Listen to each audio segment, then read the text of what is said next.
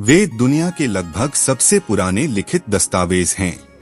वेद ही हिंदू धर्म के सर्वोच्च और सर्वोपरि धर्म ग्रंथ हैं। सामान्य भाषा में वेद का अर्थ है ज्ञान। वस्तुत ज्ञान वह प्रकाश है जो मनुष्य मन के अज्ञान रूपी अंधकार को नष्ट कर देता है।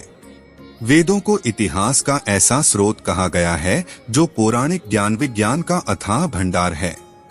वेद शब्द संस्कृत के विद शब्द से निर्मित है, अर्थात इस एकमात्र शब्द में ही सभी प्रकार का ज्ञान समाहित है। प्राचीन भारतीय ऋषि जिन्हें मंत्रदृष्ट कहा गया है, उन्हें मंत्रों के गूढ़ रहस्यों को ज्ञान कर, समझ कर, मनन कर, उनकी अनुभूति कर उस ज्ञान को जिन ग्रंथों में संकलित कर संसार के समक्ष प्रस्तुत किया, वो प्राचीन ग्रंथ वेद कहलाए। एक ऐसी भी मान्यता है कि इनके मंत्रों को परमेश्वर ने प्राचीन ऋषियों को अप्रत्यक्ष रूप से सुनाया था, इसलिए वेदों को श्रुति भी कहा जाता है। इस जगत, इस जीवन एवं परमपिता परमेश्वर, इन सभी का वास्तविक ज्ञान वेद है। आप सभी दर्शकों का हमारे YouTube चैनल स्पिरिचुअल साधना पर हार्दिक अभिनंदन और स्वागत है। वेदों के 4 प्रकार है।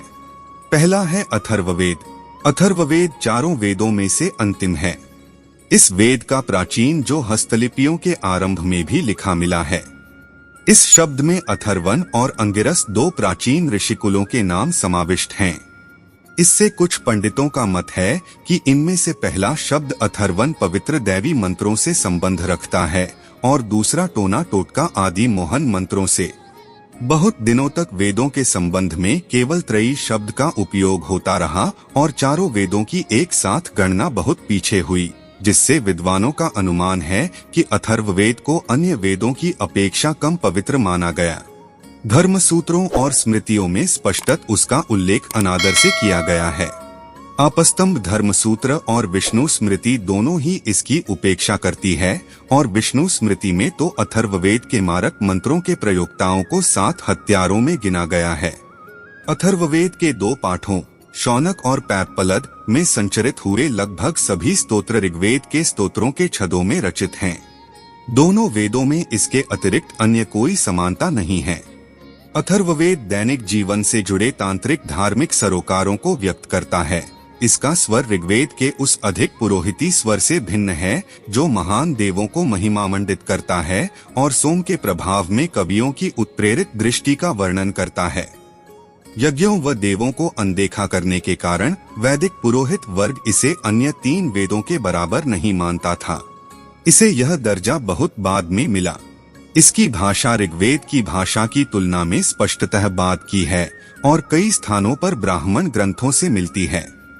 अतः इसे लगभग 1000 ईसा पूर्व का माना जा सकता है। इसकी रचना अथर्वण तथा आंगिरस ऋषियों द्वारा की गई है। इसीलिए अथर्ववेद को अथर्वांगिरस वेद भी कहा जाता है। इसके अतिरिक्त अथर्ववेद को अन्य नामों से भी जाना जाता है। गोपथ ब्राह्मण में इसे अथर्वांगिरस वेद कहा गया है। ब्रह्मा विषय होने के कारण इसे ब्रह्म वेद भी कहा गया है। आयुर्वेद, चिकित्सा, औषधियों आदि के वर्णन होने के कारण भैषज्य वेद भी कहा जाता है। पृथ्वी सूक्त इस वेद का अति महत्वपूर्ण सूक्त है। इस कारण इसे महिवेद भी कहते हैं। अथर्ववेद में कुल 20 कांड, 730 सूक्त एवं 5987 मंत्र हैं। इस वेद के महत्वपूर्ण विषय हैं ब्रह्म ज्ञान, औषधि प्रयोग, रोग निवारण, जंत्र तंत्र, टोना टोटका आदि। दूसरा है सामवेद। सामवेद एक गेय ग्रंथ है। इसमें गान विद्या का भंडार है। यह भारतीय संगीत का मूल है। ऋचाओं के गायन को ही साम कहते हैं। इसकी 1001 शाखाएं थीं, परंतु आजकल 3 ही प्रचलित हैं, कोथुमीय, जैमिनीय और राणायनी। इसको पूर्वार्चिक और उत्तरार्चिक में बांटा गया है। पूर्वार्चिक में 4 कांड हैं, आग्नेय कांड, ऐन्द्र कांड, पवमान कांड और आरण्य कांड। चारों कांडों में कुल 640 मंत्र हैं। फिर महानामन्यार्चिक के 10 मंत्र हैं। इस प्रकार पूर्वार्चिक में कुल 650 मंत्र हैं। 6 प्रपाठक हैं। उत्तरार्चिक को 21 अध्यायों में बांटा गया। 9 प्रपाठक हैं। इसमें कुल 1225 मंत्र हैं। इस प्रकार सामवेद में कुल 1785 मंत्र हैं। इसमें अधिकतर मंत्र ऋग्वेद से लिए गए हैं। इसे उपासना का प्रवर्तक भी कहा जा सकता है। प्राचीन आर्यों द्वारा सामगान किया जाता था। सामवेद चारों वेदों में आकार की दृष्टि से सबसे छोटा है और इसके 1875 मंत्रों में से 69 को छोड़कर सभी ऋग्वेद के हैं। केवल 17 मंत्र अथर्ववेद और यजुर्वेद के पाए जाते हैं। फिर भी इसकी प्रतिष्ठा सर्वाधिक है, जिसका एक कारण गीता में कृष्ण द्वारा वेदाना सामवेदोस्मि कहना भी है। सामवेद यद्यपि छोटा है, परंतु एक तरह से यह सभी वेदों का सार रूप है और सभी वेदों के चुने हुए अंश इसमें शामिल किए गए हैं। सामवेद संहिता में जो 1875 मंत्र हैं, उनमें से 1504 मंत्र ऋग्वेद के ही हैं। सामवेद संहिता के 2 भाग हैं, आर्चिक और गान। पुराणों में जो विवरण मिलता है उससे सामवेद की 1 सहस्त्र शाखाओं के होने की जानकारी मिलती है। वर्तमान में प्रपंच, हृदय, दिव्यावदान, चरणव्यूह तथा जैमिनी गृहसूत्र को देखने पर 13 शाखाओं का पता चलता है। इन 13 में से 3 आचार्यों की शाखाएं मिलती हैं, 1 कौमुदीय, 2 रामायणीय और 3 जैमिनीय। सामवेद से तात्पर्य है कि वह ग्रंथ जिसके मंत्र गाए जा सकते हैं और जो संगीतमय हो। यज्ञ, अनुष्ठान और हवन के समय ये मंत्र गाए जाते हैं। सामवेद में मूल रूप से 99 मंत्र हैं और शेष वेद से लिए गए हैं। इसमें यज्ञानुष्ठान के उद्गात्री वर्ग के उपयोगी मंत्रों का संकलन है। इसका नाम सामवेद इसलिए पड़ा है कि इसमें गायन पद्धति के निश्चित मंत्र ही हैं। इसके अधिकांश मंत्र वेद में उपलब्ध होते हैं, कुछ मंत्र स्वतंत्र भी हैं। सामवेद में वेद की कुछ चाएं आकलित है। वेद के उद्गाता, गायन करने वाले जो कि सामक कहलाते थे, उन्होंने वेदगान में केवल 3 स्वरों के प्रयोग का उल्लेख किया है, जो उदात्त, अनुदात्त तथा स्वरित कहलाते हैं। सामगान व्यावहारिक संगीत था, उसका विस्तृत विवरण उपलब्ध नहीं है। वैदिक काल में बहुविध वाद्य यंत्रों का उल्लेख मिलता है, जिनमें से तंतु वाद्यों में कन्नड़ वीणा, करकरी और वीणा, घन वाद्य यंत्र के अंतर्गत दुंदुभी, आडंबर, वनस्पति तथा सुशिर यंत्र के अंतर्गत तुरभ, नादी तथा बंकुरा आदि यंत्र विशेष उल्लेखनीय हैं। तीसरा है ऋग्वेद। ऋग्वेद को 2 प्रकार से बांटा गया है। प्रथम प्रकार में इसे 10 मंडलों में विभाजित किया गया है। मंडलों को सूक्तों में, सूक्त में कुछ ऋचाएं होती हैं। कुल ऋचाएं 10,520 हैं। दूसरे प्रकार से ऋग्वेद में 64 अध्याय हैं। 8 अध्यायों को मिलाकर एक अष्टक बनाया गया है। ऐसे कुल 8 अष्टक हैं। फिर प्रत्येक अध्याय को वर्गों में विभाजित किया गया है। वर्गों की संख्या भिन्न भिन्न अध्यायों में भिन्न भिन्न ही है। कुल वर्ग संख्या 2024 है। प्रत्येक वर्ग में कुछ मंत्र होते हैं। सृष्टि के अनेक रहस्यों का इनमें उद्घाटन किया गया है। पहले इसकी 21 शाखाएं थीं, परंतु वर्तमान में इसकी शाकल शाखा का ही प्रचार है। ऋग्वेद भारत की ही नहीं, संपूर्ण विश्व की प्राचीनतम रचना है। इसकी तिथि 1500 से 1000 ईसा पूर्व मानी जाती है। संभवतः इसकी रचना सप्तसैंधव प्रदेश में हुई थी। ऋग्वेद और ईरानी ग्रंथ जेंद अवेस्ता में समानता पाई जाती है। ऋग्वेद के अधिकांश भाग में देवताओं की स्तुतिपर ऋचाएं हैं। यद्यपि उनमें ठोस ऐतिहासिक सामग्री बहुत कम मिलती है, फिर भी इसके कुछ मंत्र ठोस ऐतिहासिक सामग्री उपलब्ध करते हैं। जैसे एक स्थान दाशराग्य युद्ध जो भरत कबीले के राजा सुदास एवं पुरु कबीले के मध्य हुआ था, का वर्णन किया गया है।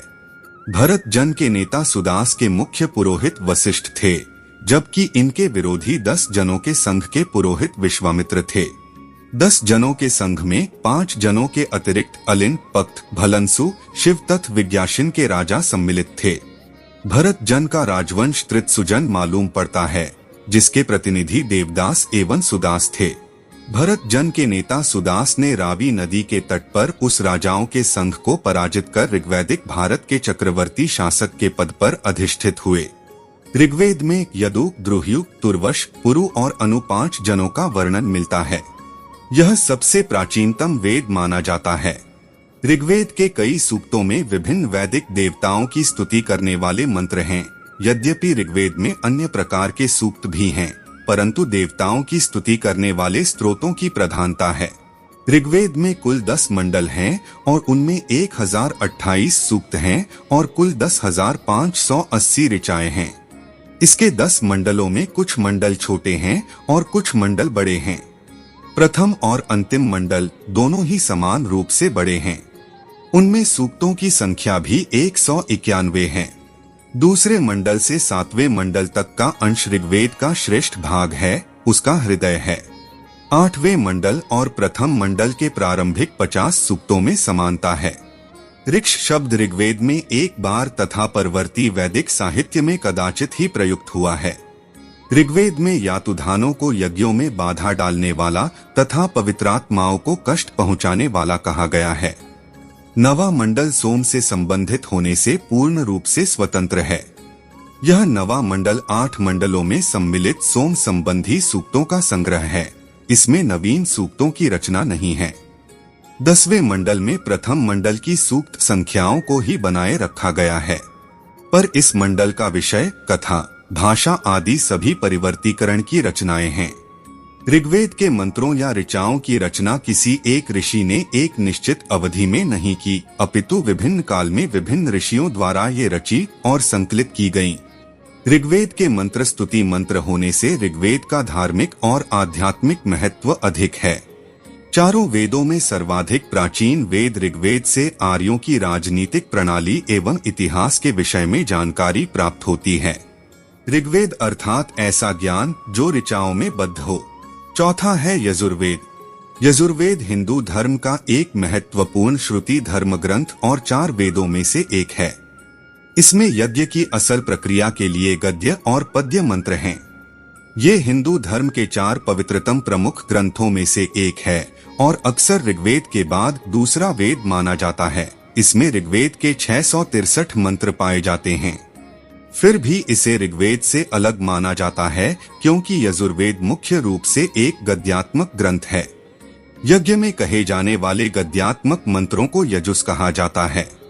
यजुर्वेद के पद्यात्मक मंत्र ऋग्वेद या अथर्ववेद से लिए गए हैं। इनमें स्वतंत्र पद्यात्मक मंत्र बहुत कम हैं। यजुर्वेद में 2 शाखा हैं, दक्षिण भारत में प्रचलित कृष्ण यजुर्वेद और उत्तर भारत में प्रचलित शुक्ल यजुर्वेद शाखा। यजुस के नाम पर ही वेद का नाम यजुस प्लस वेद शब्दों की संधि से बना है यजुर्वेद।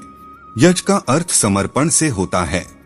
पदार्थ, कर्म, श्राद्ध, योग, इंद्रिय निग्रह इत्यादि के हवन को यजन यानी समर्पण की क्रिया कहा गया है।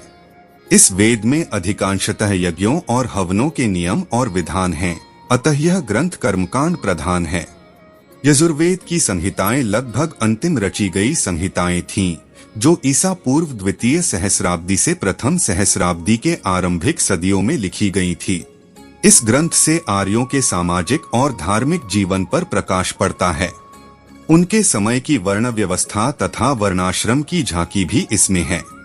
यजुर्वेद संहिता में वैदिक काल के धर्म के कर्मकांड आयोजन हेतु यज्ञ करने के लिए मंत्रों का संग्रह है। इनमें कर्मकांड के कई यज्ञों का विवरण है। अग्निहोत्र, अश्वमेध, जपेय, सोमयज्ञ, राजसूय, अग्निचन। ऋग्वेद के लगभग 663 मंत्र यथावत यजुर्वेद में मिलते हैं। यजुर्वेद वेद का एक ऐसा प्रभाग है जो आज भी जनजीवन में अपना स्थान किसी न किसी रूप में बनाए हुए है।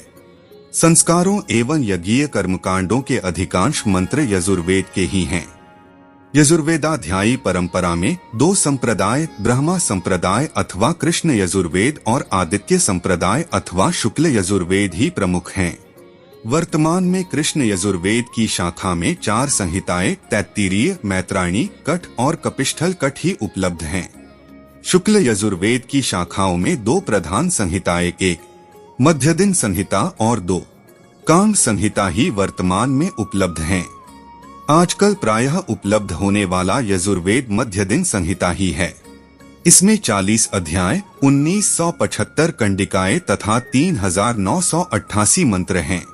विश्वविख्यात गायत्री मंत्र तथा महामृत्युंजय मंत्र इसमें भी है। यजुर्वेद कर्मकांड से जुड़ा हुआ है। इसमें विभिन्न यज्ञों का वर्णन है।